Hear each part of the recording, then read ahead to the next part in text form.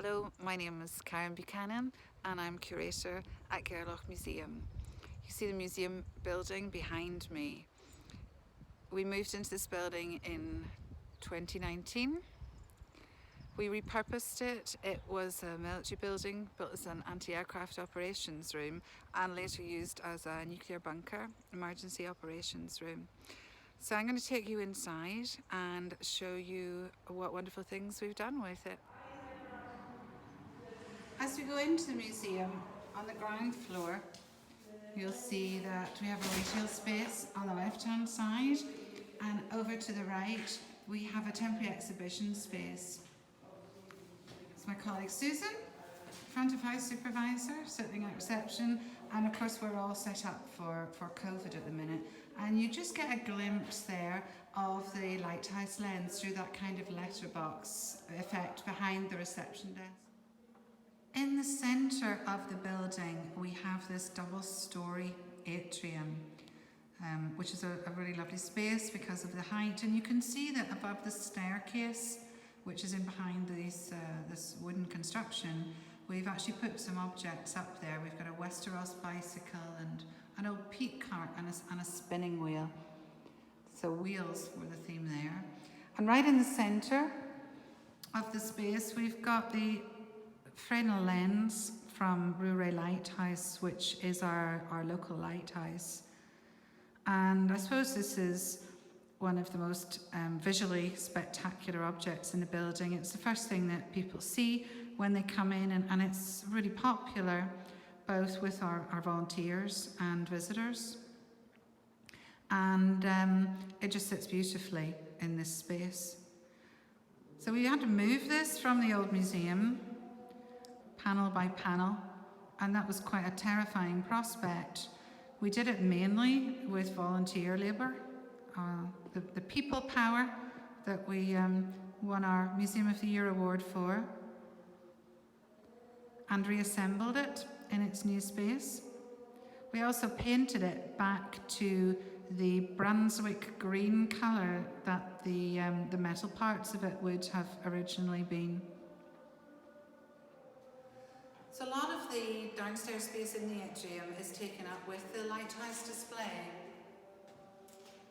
But as well as the objects, we've dedicated one particular part of the Lighthouse display to the people of Rouray Lighthouse. So we wanted to present information about the keepers, because we're quite often asked about that.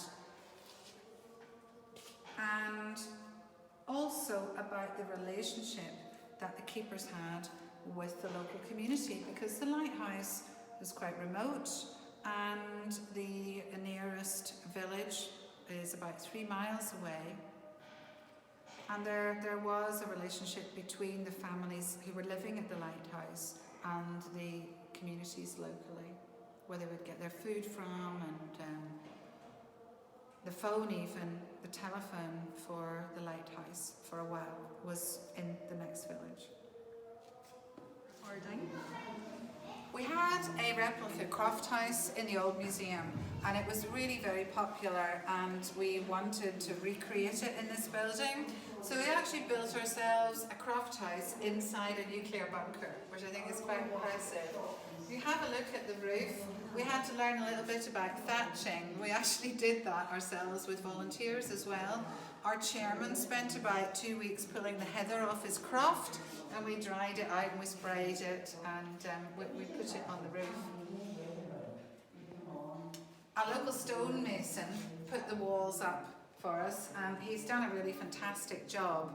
If you look at the stones at the base here, this is very much the vernacular building style, where you have these very large stones at the base of the walls.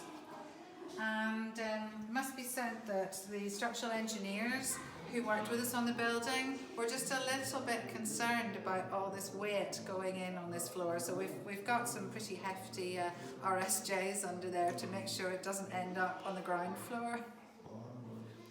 I'm just giving you a little view of the interior of the croft house. We've got this beautiful fireplace at one end with the traditional implements around it, and the dresser, which is ubiquitous in every croft house, and the box bed.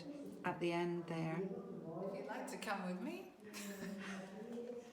Next to the craft house, we displaying the tools of the crofter fishermen, because people work the land and the sea, of course. And the technique we used to display these was just to put some mesh around the walls, and it works really well with the industrial feel of the building. And it's also, I think it's quite a clever way to display things like tools which would otherwise really be quite clumsy to put on display.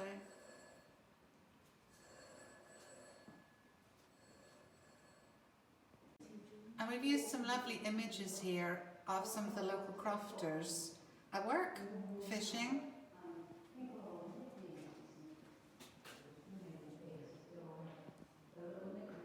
And here, scything. And stacking their peats next to the peat tools. This is the museum's film theatre. We've had to unfortunately close it due to COVID, but we have a few clips playing in the background.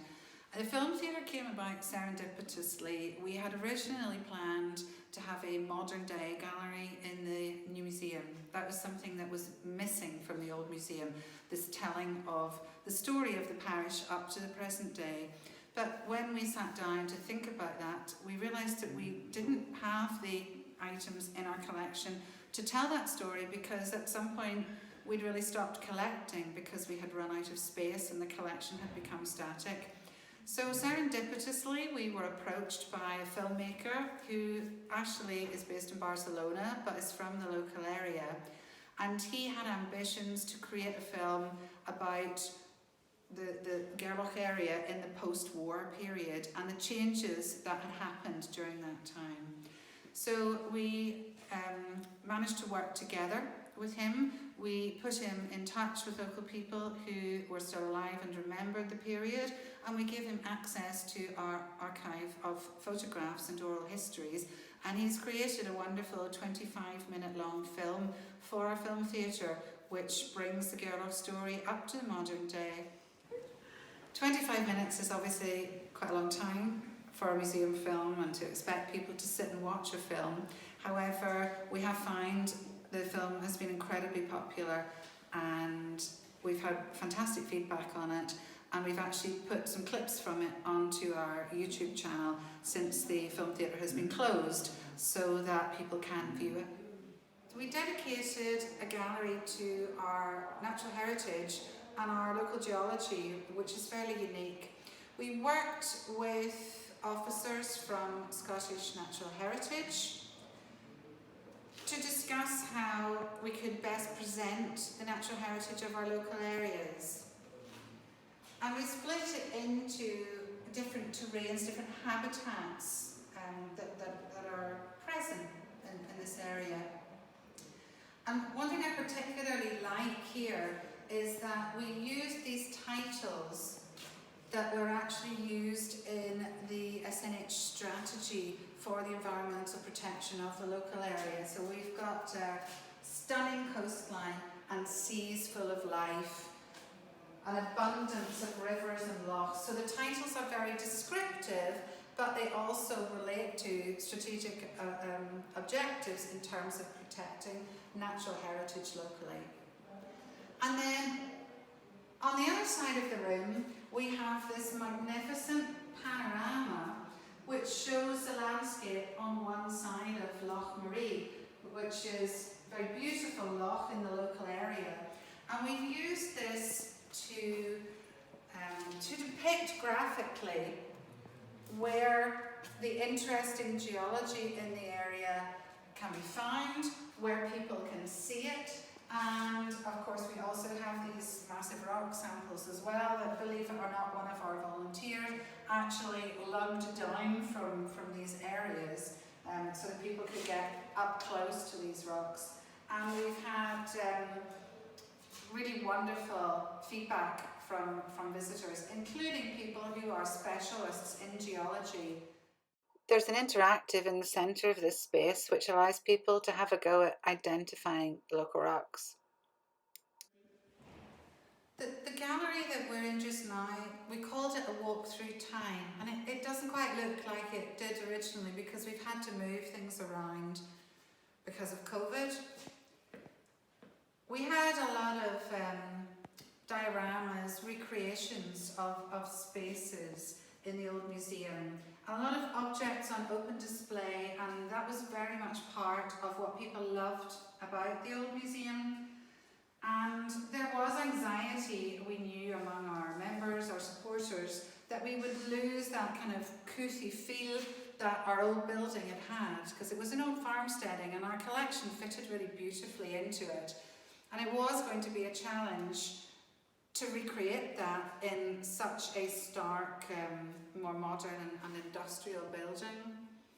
And I think this is probably the area of the museum that gave us the most sleepless nights, trying to keep that feel of the old museum, but at the same time knowing that we really couldn't, and we were going to have to recreate it in a different way. And although we've replaced, rebuilt, reconstructed some of our old displays, such as the McRae's shop here from Melvig or Grecian, and also our schoolroom at the end here. But they do look a bit different, they look a bit cleaner. There's fewer cobwebs, I think, than there were in the old museum. But we know that people who have a history of visiting the museum have very much appreciated the fact that they are still here. The final part of the museum I'd like to show you is our Gaelic listening booth. It's one of my favourites. And we took a bit of a risk here, but one of the things that we really wanted to do in the new museum was to get our oral history collection out of the cupboard and into the displays. One of my predecessors was a Gaelic scholar. He did a lot of research on the vernacular Gaelic and made a lot of recordings of people just talking about aspects of social history, but also of the local bards, the songs, the poems, and that's a really valuable resource. So we've created this listening booth,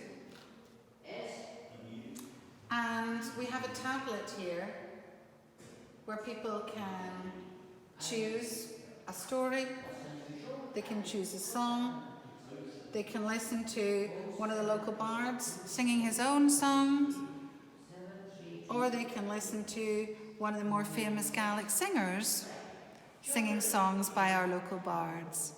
And it really adds a nice atmosphere, I think, to this space, having these songs playing in here as well.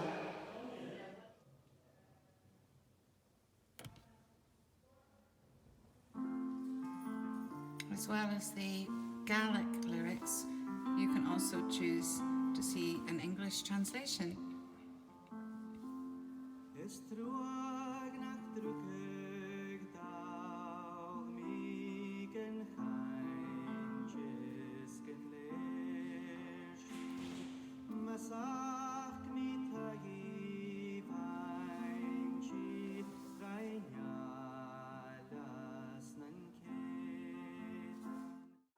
Well, thanks for getting up so early and giving me a chance to use my selfie stick. I realise we're a long way from most of you, but we think we're worth the journey. So we do hope to see some of you. So if you're in the Highlands, turn left to Inverness and keep going until you hit the sea and see the big orange sign.